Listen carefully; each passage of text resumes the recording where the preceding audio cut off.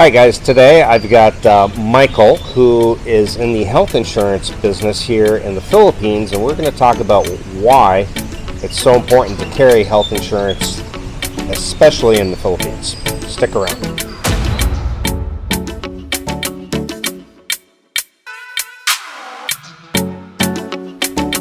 All right, so Michael, I appreciate you coming out, and I know you're actually from a small town by La Union in Luzon.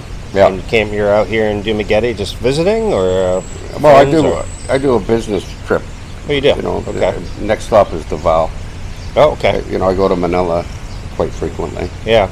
But I work out of my home in Barangay La Union. Wow. And you were telling me you were like one of the only foreigners there. They're hard to spot, and when I do spot one, they run from me, and I don't know why. They're not as friendly, I guess. Well, we were talking about this before I turned the camera on, and so we have two kinds of insurance that people, I think, neglect to carry. One, you got the people who just come out for a couple weeks. Yeah. And it's very inexpensive. Travel medical, which I highly recommend. There's a link in the description. But more importantly is the people that come out here to live. Right. And I don't think they put into the equation about budgeting out for health insurance. Would you find that to be the case? That's a pretty big... Yeah, but there are inexpensive options that are better than nothing. Right. If you have something really serious happen, you're going to be in trouble. But right. The minimum plan is 500,000 pesos. That'll cover a broken arm. Mm-hmm. It'll cover a crushed leg in a motorbike accident. Sure. These kinds of things. It's not going to cover a heart attack, stroke, or cancer, or anything serious. Right. And you want to go to a facility like St. Luke's in Manila to get really serious Western level care. Right. And that gets pricey. The prices are almost equivalent to what you pay in the States. Yeah. That's one of the best hospitals, I guess, in the Philippines, right? In Makati there? I'd have to say it is the best. It is the best. Yeah. Now, I know some people elect to sometimes go to Thailand and other places. Yeah, you can do that under these policies. You can? Yeah, you can travel to Thailand for treatment. Wow, okay. Yeah. Or Australia. It's fine. Wow, okay. I didn't know that. Yeah. So, how did you end up getting into this business? Is this something you were in before I've been you in came the business officially for 40 years. Wow, a long time. I started in the life insurance business, diversified into the health insurance business, and here I am. I came here 5 years ago and got a little bored, so I'd figure I'd go get my license and my 13A visa, so I'm legit. Right. Yeah. And that's that takes a year, which is a lot of paperwork and I's to dot and T's to around, cross. Yeah. Now, when you, I know you're married and you have a family out here, and how did you get to be? You told me you were the #1 salesman in the Philippines, which is amazing. Yeah, well, I think I've found a bit of a vacuum in the market. I interpret the insurance coverage for the expat to understand. Right. And the cultural difference gets in the way in a lot of cases, and they come to me, and I make it make sense. And what is the best way for people to contact you? Because I'll put that in the description here. Well, it's Facebook. Facebook. My profile's Michael Onstad. That's simple. Okay. I also have a group called Health Insurance in the Philippines. Okay. So I'll put the link in the description. Just mention you saw this video, and Mike will help you out. Now, do you sell anything other than health insurance? Do you? Yeah, my office handles really anything. Life insurance? Yeah, life insurance, condominium insurance, motor vehicle insurance. We even do travel insurance. Wow. Okay, so you do it all. Yeah. And what is your #1 seller? Is it the health insurance typically? Yeah, that's my focus. Yeah. Now, I've come across this many times, but as you know, a lot of us come over here, we're elderly, and our spouse or girlfriend is much younger. That's just kind of common here. And what happens is we end up passing away, and a lot of these guys, there's nothing for the girl. And so a life insurance plan, is that an expensive thing to have here? It can be. I mean, yeah, the older you get, the more expensive it is. Sure. And if you have pre-existing health conditions, it's even more. Right. But it's worth looking at. Yeah. You know. Sure. But the biggest thing is that a lot of expats will pass away in the hospital, and the hospital won't release the body until the health bill is paid. Right. And I get a lot of this happens Yeah. more often than you might think. Now, I thought that they had passed a law that says they aren't going to do this anymore, but No. just recently I had a friend who this happened to. So, There's a big difference between the law and reality. Exactly. I hear the stories. I heard a funny story of a guy actually tying bed sheets together and climbing out the window 5 floors. wow. Was it an expat? Yeah. Yeah. Couldn't pay the bill. Yeah. So, in your opinion, what are some things that an expat should do before he comes out here, or things that he should prepare for?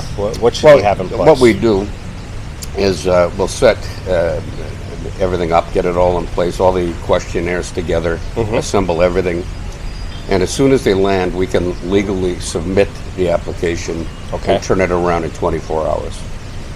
Can you do that even if they're here just on a tourist visa?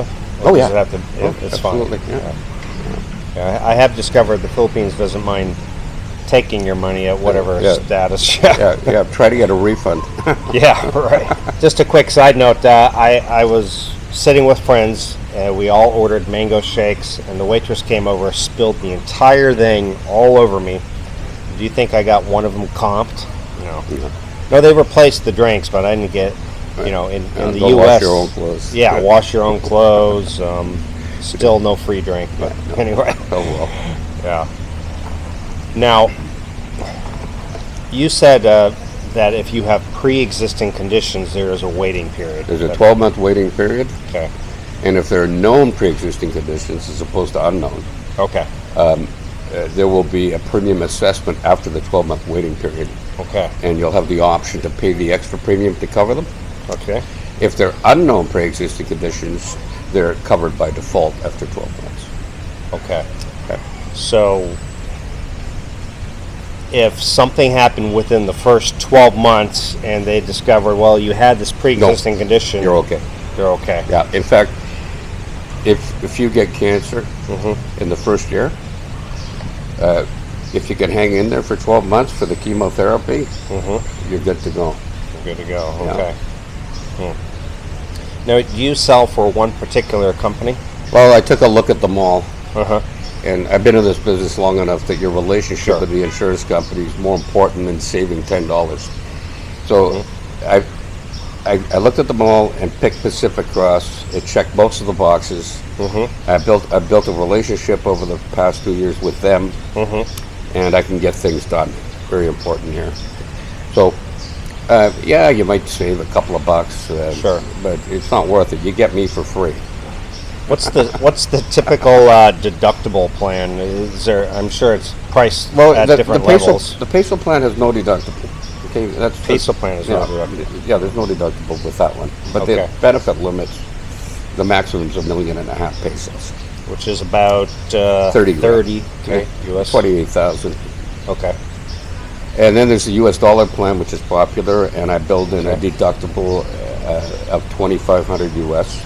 Of course, you can pick zero, you can pick 1,000 or 5,000. But when you jump up to the 5,000, you only get another 10% discount. I don't think it's worth it. 25% gives you a 30% discount. That's a sweet spot. Okay. And the maximum benefit limit on that one is $500,000 US, which will basically cover your care at hospital like St. Luke's. Is there anything that'll keep somebody from not being insured? I have had some permanent exclusions. Okay. I out of 500 applications, I got 2 of those. So Okay. it does happen. But rare. It's rare. Okay. Very good. So if an expat's coming out here, what kind of a package do you think you should have? In your opinion, what Well, it should he be depends set on up his budget. for? I mean, he's got to be able to afford it. Sure. If he can only afford a $500,000 pesos, Better than nothing. the premium under 65 is 16,000 pesos a year. Mm-hmm. I mean, if you can't afford that, you might consider not coming here. Right. Well, we have a lot of those that are probably. Well, Yeah. I see them on GoFundMe. Mm-hmm. Well, the old dog had that gentleman John. Yeah. Probably should have never been out here in the first place. No, he had a lump sum and tapped it out. You have to have an income. I think a lot of people, they plan their fixed expenses and they don't plan for the medical emergencies or the what ifs, which are almost more important than the fixed expenses sometimes. So Now the U.S. dollar plan Mm-hmm. with the deductible, and there's a territorial limitation. It excludes the U.S., okay, Japan, China, Singapore for treatment. Right. Okay, you're still covered there for 30 days of travel if Uh-huh. you go there. okay, The premium for a guy that's in his 60s, Mhm. up to 65, is about $1,700 a year. It's not too bad. okay. It's manageable by most. Now, is this because like travel insurance is typically reimbursed? Now, this would be Direct payment. direct payment. Yeah, you get an access card, a digital. Okay. They used to give you an actual card, but they just changed that in April. Okay. But it's a digital card. You show it when you check in, Okay. and you're good to go. Now, is this something that you could pair with like Phil Health, or do you even? I don't recommend Phil Health. You don't recommend it at all? No, it's 1,700 pesos, and it might pay 20% of your hospital bill. Okay. What it is good for is it'll get you in, but it's not going to pay for much for you. Okay. That have a bank account. It's almost more like a discount. It's a versus- discount card. That's what discount it is. card, That's yeah. what it is. Yeah. So And it never covers serious things like cancer, heart attack, stroke. Nothing Those like are that. out for expats. Locals, it's okay. locals it Yeah. would. Okay. So for expats, you say forget about it. Just get It's the not worth it. Just get the I don't health think so. insurance. Okay. Good deal. So that and the life insurance plan, if you're married, is probably very important Yep. as well. Yeah, no, What about thumbs up. what about dental? No, it's cheap here. Pay it out of your pocket. Right. That's not worth it. Yeah, I've had some dental work and it was very cheap. Yeah. So You know, if you get your teeth knocked out in an accident, Okay. that will be covered. it would be because I mean, that'd be it's considered an accident. It's Okay. not considered dental care. Okay. okay. Gotcha. Okay. Well, So this has been great information. Is there anything you think I've missed?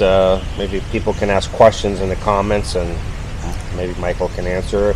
Or but the best way would be to contact Michael through his Facebook Yeah. or your group. yeah. And just mention that you saw this video and Michael will help you out. Yeah. So appreciate it, Michael. All right. All right, Thanks you. for having me.